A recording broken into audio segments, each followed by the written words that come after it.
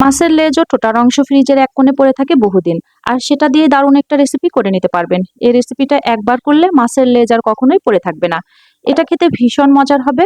এর জন্য নিয়েছি রুই মাছের লেজ, ঠোঁটার অংশ ও 2 টুকরো মাছ। যে কোনো বড় মাছের টুকরো দিয়ে এই রেসিপিটা করে নিতে পারবেন। পরিষ্কার করে ধুয়ে ছোট ছোট টুকরো করে নিয়েছি। এখন হাফ চামচ করে হলুদ, মরিচ আর লবণ দিয়ে মাছের টুকরোগুলো মেখে 10 মিনিট রেস্টে রেখে আমি এখন মাছের টুকরোগুলোকে ভেজে নেব।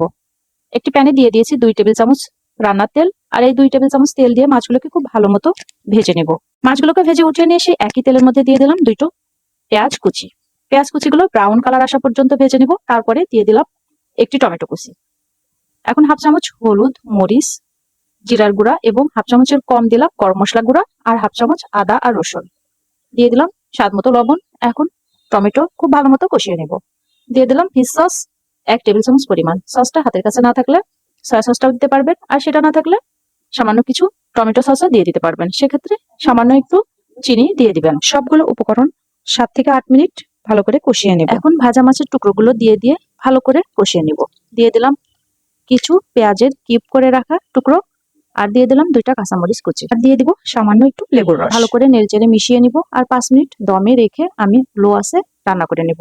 দেখুন কতটা মজার হয়েছে, দেখেই বোঝা যাচ্ছে। আল্লাহ হাফেজ।